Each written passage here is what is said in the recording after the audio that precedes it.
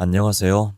저는 서울에서 초등학교에 다니는 딸을 키우면서 살고 있는 37세 여성입니다. 오늘 글을 올리는 이유는 3년 전에 제가 몸으로 겪은 끔찍한 경험을 여러분들에게 털어놓기 위해서예요. 요즘은 젠더 갈등이니 뭐니 해서 남자와 여자가 서로 앙숙이 되어서 싸우는 일을 심심찮게 볼 수 있는데요. 게다가 데이트 폭력 같은 문제로 여자들이 남자를 세상에 같이 살아가는 동반자가 아니라 적으로 생각하는 경우가 많다고 생각합니다. 하지만 무엇보다 여자의 가장 큰 적은 남자가 아니라 여자라는 사실을 결혼을 한 뒤에 저는 뼈저리게 느꼈어요. 바로 시어머니 때문입니다. 시어머니는 결혼 초부터 저를 집요하게 괴롭혀서 강박증과 심한 스트레스로 인한 정신적인 고통을 몇 년간 겪어야 했어요. 제가 당한 정신적인 고통은 기혼 여성들이 흔히 말하는 고부 갈등이 아니에요. 시어머니를 통해서 인간의 마음속에 숨어있는 악마 같은 잔인한 본성을 똑똑히 목격했습니다. 그때를 생각하면 지금도 피가 거꾸로 솟구치는 느낌이 들지만 마음을 가라앉히고 차분하게 사연을 시작하겠습니다.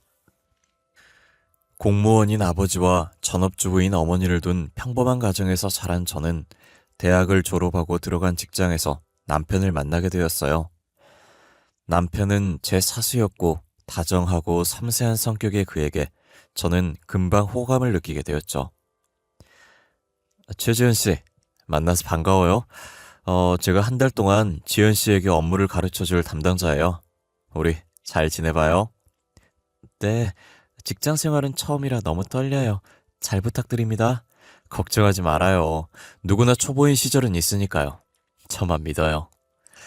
그는 제가 업무에 잘 적응하도록 세심하게 배려하면서 일을 가르쳐 주었어요. 덕분에 저는 3개월 만에 업무를 완전히 익히고 주어진 업무를 혼자서 척척 해내게 되었어요. 김 대리님 감사해요. 너무 잘 가르쳐 주셔서 이젠 업무에 자신감이 생겼어요. 그렇다면 다행이네요. 오늘 저녁에 시간 있으세요? 제가 저녁 쏠게요. 그렇다면 없는 시간도 만들어야죠. 저는 그동안의 배려에 대한 감사의 표시로 저녁을 샀고 그 뒤로 저희들은 가끔씩 같이 밥을 먹거나 커피를 마시면서 업무를 떠나서 사적인 대화도 하는 사이가 되었고 어느새 제 마음속에는 그에 대한 사랑의 감정이 피어올랐습니다. 몇 달 뒤에 그와 함께 창원에 있는 공장으로 출장을 가게 되었는데 그때 저는 그에게 완전히 빠지고 말았어요.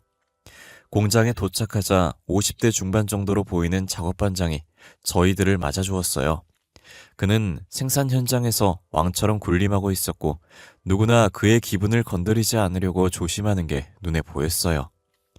거기에는 이유가 있었는데 작업반장이라는 직책은 보잘것없었지만 그는 공장에서 가장 오래된 직원이었어요. 공장을 처음 지을 때부터 지금까지 30년 넘게 일하고 있다고 했어요. 게다가 화가 나면 말보다는 주먹부터 휘두르는 다혈질의 괴팍한 성격 때문에 공장장도 그를 함부로 대하지 못할 정도였죠. 그렇지만 더러운 성질만 빼면 최고참답게 누구보다 공장 일을 잘 알고 있는 유능한 관리자였어요. 그런데 그는 같이 현장을 둘러보면서 수시로 여성을 비하하는 말을 서슴없이 했습니다. 여자들은 말이야. 머리는 텅 비어있는 쓸모없는 동물들이야. 남자한테만 잘 보이면 편히 살 수 있으니 얼마나 좋아. 그는 지독한 남성 우월주의자였고 여성인 제 앞에서도 이런 모욕적인 말을 주저없이 했어요. 남자를 주인처럼 받들고 섬길 줄 모르는 여자는 인간 취급을 해주면 안 돼. 저는 화가 나고 기분이 나빴지만 꾹 참고 있었어요. 그런데 업무 회의를 마치고 회식을 하는 자리에서 일이 터지고 말았어요. 술에 취한 작업반장이 저를 보면서 해벌쭉 웃더니 술을 따르라고 하는 겁니다. 어이 최양, 이리 와서 술이나 한잔 따라봐. 누가 뭐라고 해도 술은 여자가 따라줘야지. 안 그래? 반장님, 여직원에게 이런 모욕적이고 무례한 행동을 하는 건 성추행이란 거 아세요? 저는 기분이 나빠서 이런 행동은 성추행에 해당한다고 경고를 하자 작업반장은 제게 화를 벌컥 내면서 참기 힘든 모욕적인 발언을 쏟아냈어요. 아, 이 계집 주제에 어디 남자한테 눈을 똑바로 두고 대들어. 지금 해보자는 거야? 그는 테이블을 주먹으로 내리치면서 눈을 부릅뜨고 소리를 질렀어요. 그만하시죠. 더 이상은 못 참겠네요. 당장 지연 씨한테 사과하세요. 참고 있던 김대리가 자리에서 벌떡 일어나서 작업반장에게 정식으로 사과를 하라고 했어요. 작업반장은 놀라서 멍한 표정이 되었죠. 아이, 김대리. 왜 이러나? 같은 남자끼리 말이야. 당장 지연 씨한테 사과하세요. 안 그러면 본사 인사팀에 전락해서 징계 절차를 밟겠습니다. 김대리가 으름장을 놓자 작업반장은 바로 꼬리를 내리고 얌전해졌어요. 거칠고 아나무인격인 작업반장도 남자이고 본사 직원인 김대리에게 대들진 못했어요. 아, 미안해요. 내가 술이 취해서 실수를 했네요. 기분 풀어요. 반장은 정식으로 제게 사과를 했고 사건은 마무리되었어요. 서울로 돌아온 뒤에 저는 김대리를 제 남자로 점찍어두게 되었어요. 하지만 문제가 있었습니다. 그에게는 이미 사귀는 여성이 있었던 거예요. 아, 너 모르고 있었구나? 김대리 사귀는 여자가 따로 있어. 아마 연애한 지 1년도 넘었지. 직장 선배 언니의 말에 저는 씁쓸한 마음이 들었어요. 어쩐지 성격 좋고 외모 받쳐주는 남자가 애인이 없다면 오히려 그게 이상한 거죠. 김대리에게 애인이 있다는 걸 알게 된 저는 그를 마음속에서 지웠는데 얼마 후에 선배 언니가 뜻밖의 말을 해주었어요. 지연아, 빅뉴스야. 김대리 말이야. 애인한테 배신당하고 차였대. 네? 그게 정말이에요? 그래, 그것도 그냥 차인 게 아니래. 돈을 2천만 원이나 빌려가더니 바로 며칠 전에 다른 남자랑 기습적으로 결혼을 했다는 거야. 정말 웃기는 여자야. 그 언니가 들려주는 사건의 전말은 정말이지 기가 막혔습니다. 사귄 지 1년이 넘었고 그녀를 배우자로 확신하고 있던 김대리가 결혼에 대한 말을 꺼내자 그녀는 난감한 표정으로 돈을 빌려달라고 했답니다. 지금 우리 집 형편이 아주 안 좋아. 아버지가 친구한테 사기를 당했거든. 그녀는 아버지가 친구에게 2억을 사기당하는 바람에 살던 집도 처분하고 전세로 옮겨야 하는 형편이라고 했다네요. 그런데 전세금이 모자란다고 하소연하더랍니다. 김대리는 흔쾌히 2천만 원을 빌려주었는데 그녀는 얼마 전부터 연락을 끊어버렸다는 거예요. 알고 보니 그녀에게는 양다리 걸치던 남자가 있었고 쥐도 새도 모르게 그 남자와 결혼을 해버렸다는 거예요. 애인에게 배신을 당한 김대리는 장기 휴가를 내고 회사에 출근을 하지 않았어요. 보름이 지나서 휴가를 마치고 회사로 돌아온 그는 세상 다 산 사람처럼 침울한 표정이었죠. 저는 그를 따뜻하게 위로해 주었는데 몇 달 뒤에 그가 먼저 제게 고백을 했어요. 시련의 아픔은 새로운 사랑으로 극복하는 법이라고 하더라고요. 지연 씨와 새로운 인연을 시작하도록 허락해 주세요. 그의 진지한 고백은 전기에 감전이 된 것처럼 짜릿한 느낌을 주었습니다. 저희들은 5개월 정도 사내 커플로 연애를 했어요. 다행히 저희 회사는 사내 연애를 금지하지 않았기에 동료들은 저희들이 잘 어울리는 한 쌍이라고 하면서 축하해 주었어요. 저희들은 결혼을 약속하게 되었고 떨리는 마음으로 첫인사를 드리러 시댁에 갔습니다. 시어머니는 첫인상부터가 만만한 여성이 아니란 느낌이 들었어요. 날카로운 눈매하며 근엄한 표정이 예비 며느리인 저를 주눅들게 만들었죠. 내가 너한테 바라는 건 딱 한 가지야. 하루빨리 아들을 낳아라. 명심해라. 딸 같은 건 필요 없어. 어머님 뜻은 알겠지만 그건 제가 마음대로 할 수 있는 건 아니잖아요. 시어머니는 바로 미간을 찌푸리셨어요. 시애미가 말을 하면 고분고분 따를 것이지. 어디 토를 달고 나서. 긴 말 필요 없고 무조건 아들 낳아. 이건 시애미가 며느리한테 하는 명령이니까 잘 새겨들어. 시어머니는 결혼 전 첫 대면부터 빠른 시일 내에 꼭 아들을 낳아야 한다고 못을 박았습니다. 여보, 어머님은 왜 아들만 고집하시는 거야? 그게 특별한 이유가 있어. 내가 3대 독자거든. 남편은 시어머니가 손이 귀한 집안에 시집을 와서 그녀 자신도 아들을 바라고 원하는 시댁 식구들에게 달달 볶이면서 강박증을 가지게 되었다는 말을 했어요. 저는 그제서야 시어머니의 유별난 집착을 이해하게 되었어요. 결혼을 하자 시어머니의 압력은 날이 갈수록 심해졌습니다. 저는 결혼 후에도 계속 직장을 다녔는데 시어머니는 그런 사정을 조금도 봐주지 않았어요. 아니, 집안 꼴이 이게 뭐니? 돼지우리가 따로 없네. 세상에, 아무리 일을 한다고 하지만 여자가 어쩌면 집안을 이 꼴로 해놓고 싸돌아다니냐? 분가를 해서 시어머니와는 따로 살았지만 거의 매일같이 제 집을 찾아와서 살림을 제대로 하지 않는다고 잔소리를 늘어놓으셨어요. 어머니, 저도 일을 하잖아요. 최선을 다해서 한 거라고요. 뭐야? 이따위로 살림을 할 거면 당장 직장 때려치우고 집에 들어앉아서 애나 만들어. 시어머니는 도끼 눈을 뜨고 잡아먹을 듯이 노려보면서 저를 볶아댔어요. 애는 언제 가질 거냐? 내가 분명히 빨리 애부터 만들라고 했을 텐데. 넌 시애미 말이 우습게 들리니? 어머니, 저도 노력하는데 그게 쉽지가 않네요. 요즘은 혼수로 애를 뱃속에 넣어오기도 한다던데. 아휴, 1년이 넘도록 소식이 없으니 옛날 같았으면 당장 소박을 맞을 일이야. 남들은 참 쉽게도 애를 가지던데 저는 그게 쉽게 되지 않았어요. 친정엄마도 마음이 쓰이는 건 매한가지였어요.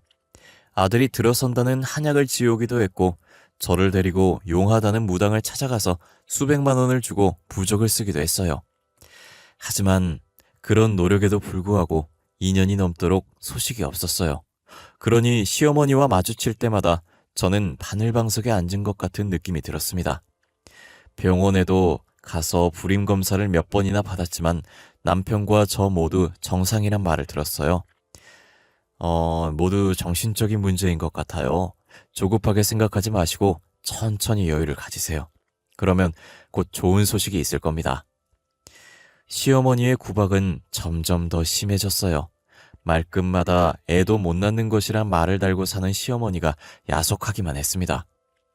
어느 날 시어머니가 친구들과 모임을 시댁에서 가졌는데 제가 식사 준비를 거들려고 갔다가 그들의 대화를 우연히 듣고 정말 참담한 기분이 들었어요. 네 며느리는 아직도 소식이 없어? 그래, 이젠 걔 얼굴만 봐도 화가 나서 미칠 지경이야. 아유, 세상에. 하필이면 손이 귀한 집안에 시집와서 3년이 넘게 애가 없으니 너도 답답하겠다. 마음 같아서는 당장 이혼시키고 다른 혼처를 알아보고 싶은데 아휴, 준호 녀석이 말을 안 들으니 미치겠어. 시어머니는 애를 못 낳는 저와 남편 사이를 갈라놓을 생각까지 하고 있었어요. 시어머니에게 며느리는 사람이 아닌 애 낳아주는 도구에 불과했던 거예요. 참담한 심정이었지만 모두 제 잘못이니 돌아서서 억울한 마음에 눈물만 흘렸어요. 그런데 몇 달 후에 기적 같은 일이 벌어졌습니다. 왠지 피곤하고 몸이 무거워서 혹시나 하는 마음에 병원에 가봤더니 임신 3주라는 말을 들었습니다. 저는 하늘로 날아 올라갈 것처럼 기뻤어요. 하늘에서 돈벼락을 맞아도 이보다 기쁠 수는 없었어요. 소식을 들은 남편도 좋아서 어쩔 줄을 몰라 했죠. 저 때문에 노심초사하던 친정엄마도 제 손을 잡고 눈물을 글썽거렸어요.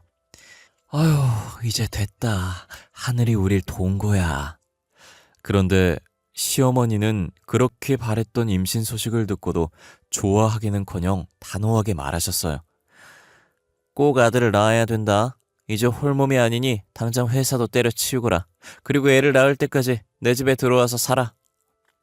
시어머니는 아들이 아니면 안 된다는 말을 하면서 시댁으로 들어오라고 하셨어요.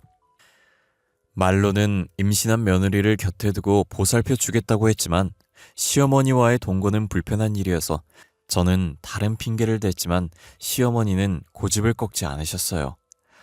엄마가 당신을 생각해서 들어와 살라고 하시는데 그렇게 하자. 남편까지 시어머니를 두둔하고 나서자 저는 도리 없이 시댁으로 들어가게 되었네요. 매일 시어머니와 얼굴을 맞대고 지내다 보니 저는 매일 스트레스를 받게 되었습니다. 시간이 지나면서 배가 불러오고 움직이는 것도 힘들어졌지만 시어머니는 집안일을 전부 제게 맡기고 조금도 도와주지 않으셨어요. 저는 힘들고 지쳐서 쉬고 싶어도 시어머니의 따가운 눈초리가 등 뒤에서 느껴져서 편히 앉지도 눕지도 못하고 지냈습니다. 딸은 안 되니 꼭 아들을 낳아야 한다는 시어머니의 정신적인 압박까지 더해져서 밤에는 걱정이 되어서 잠도 제대로 못 자고 악몽에 시달리기도 했어요. 그러다 갑자기 배가 너무 아파서 견딜 수가 없었어요. 아랫배를 송곳으로 마구 찌르는 것 같은 아찔한 통증을 느끼면서 몸을 덜덜 떨다가 그대로 의식을 잃고 말았습니다. 정신을 차리자 병원에 누워 있었고 남편이 침통한 표정으로 저를 쳐다보고 있었어요. 여보, 우리 애는 어떻게 됐어? 괜찮은 거지? 제 머릿속에는 가장 먼저 뱃속에 든 애가 걱정되었어요. 그런데 남편은 애가 유산되었다는 청천벽력 같은 말을 했습니다. 저는 머릿속이 어두워지면서 다시 의식을 잃을 뻔했습니다. 여보, 괜찮아. 애는 다시 만들면 돼. 남편은 어떻게든 저를 위로해 보려고 했지만 저는 세상을 전부 잃은 것 같은 허탈감에 살아갈 기운조차 없어졌어요. 그래도 친정엄마가 날마다 찾아와서 제게 용기를 줘서 겨우 몸을 추스르고 병원을 나와서 시댁으로 갔습니다. 그런데 시어머니는 저를 쳐다보지도 않으셨어요. 제가 인사를 해도 먼 산만 바라보았고 제가 말을 걸어도 대답도 하지 않았어요. 그때부터 시어머니와 저는 말 한마디 섞지 않고 지내게 되었죠. 시어머니는 저를 아예 투명인간 취급을 했어요. 유산을 한 것도 서러운데 시어머니의 차가운 태도는 저를 더 힘들게 만들었어요. 이렇게 지내다가는 병이 나서 죽을 것만 같았어요. 병원에서 진료를 한 의사는 모두 정신적인 것이니 마음을 편하게 가지라는 말만 했어요. 말은 쉽지만 제 입장에서는 하루하루가 지옥에 던져진 것처럼 고통스러운 날들이었습니다. 더는 참기 힘들어진 저는 남편을 설득했어요. 시어머니의 압박에서 벗어나게 해달라고 애원을 했던 거죠. 여보, 우리 다시 분가하자. 어머님하고 같이 살다가는 숨이 막혀 죽을 것 같아. 사람 살리는 셈치고 당신이 나서줘. 남편은 처음에는 제 말을 귀담아 듣지 않다가 끈질기게 설득하자 시어머니에게 다시 분가를 시켜달라고 매달렸어요. 물론 시어머니가 순순히 허락해주지 않았지만 남편이 끈질기게 매달린 끝에 저는 시어머니에게서 풀려날 수 있었습니다. 시어머니와 떨어져 사는 게 이렇게 편하고 좋다는 걸 전에는 몰랐어요. 그리고 마음이 편안해지니까 의외로 금세 애가 들었었어요. 시어머니는 또 시댁으로 들어오라고 하셨지만 절대 그럴 수는 없어서 친정엄마에게 도와달라고 사정을 했어요. 친정엄마는 시어머니를 만나서 간곡하게 부탁을 했습니다. 부족하고 모자란 지연이를 딸처럼 보살펴 주신 은혜 정말 감사드립니다.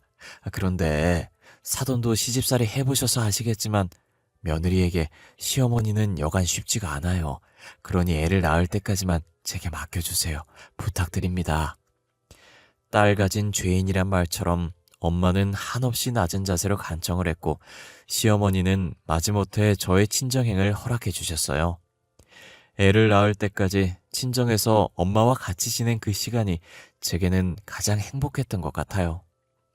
아무튼 저는 무사히 출산을 했는데 아쉽게도 딸이었어요. 저는 아들을 원했던 시어머니가 떠올라 걱정이 되었지만 손녀를 데리고 시댁에 가자 시어머니는 저를 반겨주셨어요. 그래, 애썼다. 딸이면 어떠냐?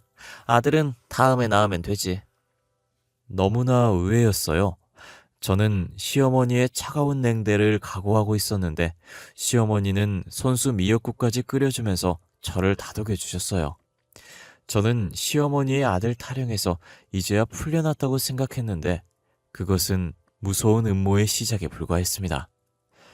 몇 달 뒤부터 남편의 행동이 이상해졌어요. 여러 가지 핑계를 대면서 집에 오는 시간이 점점 늦어졌고 전에는 없던 지방으로 며칠씩 출장을 가는 일이 잦아졌어요. 일 때문에 집을 비운다니 할 말이 없었죠. 당신 요즘 출장을 왜 이리 자주 가는 거야? 내가 외근이 많은 부서로 발령이 났어. 지방에 흩어져 있는 지사들을 관리하는 부서에서 한 달에도 몇 번씩 지방에 내려가야 한다니까. 그렇구나. 많이 힘들고 피곤하지. 힘들어도 별 수 있어.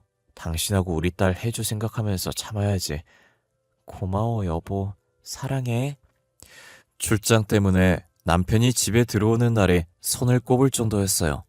그리고 시어머니의 행동도 이상해졌어요. 제게 너무 잘해주는 겁니다. 전에는 제 집에 오면 기숙사 사감처럼 날카로운 눈빛으로 집안을 샅샅이 살피면서 꼬투리를 잡아 잔소리를 하면서 몰아세웠는데 완전히 다른 사람이 되어버렸어요. 애 키우느라 힘든데 이제부터 집안일은 내가 들러서 해주마. 그러니 너는 아무 걱정하지 말고 애 키우는 데만 신경 써. 네? 아니에요. 애 핑계대면서 집안일을 어머님께 떠넘길 순 없죠. 저는 집안일을 거들 필요 없다고 말렸지만 시어머니는 매일같이 집으로 와서 팔을 걷어붙이고 빨래며 청소에 자질구레한 집안일을 모두 하셨어요. 처음에는 부담스러웠지만 시간이 지나면서 시어머니에게 집안일을 의지하게 되어버렸어요. 그런데 딸의 돌잔치를 며칠 앞둔 어느 날 저는 낯선 여자의 전화를 받았습니다. 저기 최지연 씨죠? 네, 그런데 누구시죠? 그건 만나서 말씀드릴게요. 내일 시간 좀 내주세요. 낯선 여자는 자기가 누군지 밝히지도 않고 다짜고짜 만나자고 했어요. 황당해진 저는 누군지 정체부터 밝히라고 말했죠. 저요? 당신 남편 동거녀예요. 됐나요? 뭐라고요? 그녀의 말은 충격 그 자체였어요. 정말 중요하게 할 말이 있어요. 지연 씨와 제 인생이 걸린 중대한 문제예요. 그러니까 꼭 시간 내주세요. 저는 뒤통수를 망치로 얻어맞은 것처럼 정신을 차릴 수가 없었고 뭔가에 홀린 듯이 남편의 동거녀라고 밝힌 여성을 만났어요. 전 당신 남편과 시어머니라는 인간에게 철저하게 이용당했어요. 그녀의 이름은 정효주라고 했어요. 그녀가 남편을 만난 건 제가 유산을 한 직후였어요. 결혼정보업체를 통해서 남편을 만나 교제를 하게 되었다고 합니다. 유부남 주제에 총각인 척 행세하면서 배우자를 소개받는 파렴치한 짓을 저지른 겁니다. 만난 지 얼마 지나지 않아서 남편은 동거를 시작하자고 했답니다. 그녀도 남편이 마음에 들어서 동거를 시작했고 바로 애가 생겼다고 했습니다. 애가 생기자 그녀는 혼인신고를 하자고 했지만 남편은 애를 낳은 다음에 해도 된다고 하면서 차일 피일 미뤘다고 해요. 그러다 딸을 낳자 남편과 시어머니의 태도도 확 달라졌다고 합니다. 내가 애를 가졌을 때는 간이며 쓸개까지 모두 빼줄 것처럼 굴더니 딸을 낳으니까 찬밥 신세가 되어서 버림받았어요. 살갑게 굴던 시어머니는 시베리아 벌판에서 부는 찬바람처럼 냉대를 하더니 그녀를 집에서 쫓아내버렸다고 합니다. 어느 날 부동산에서 중개인이 찾아와서 월세 계약이 끝났으니 당장 방을 빼달라고 하는 거예요.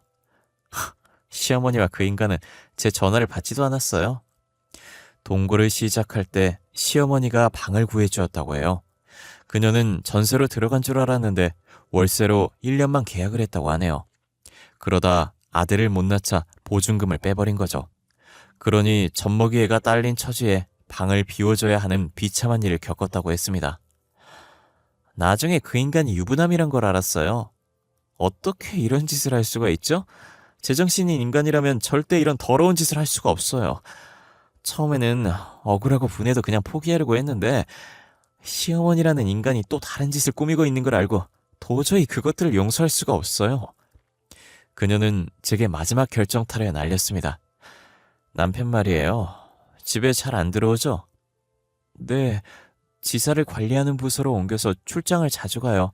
거짓말이에요. 그 인간 지금 딴 살림 차려서 살고 있어요.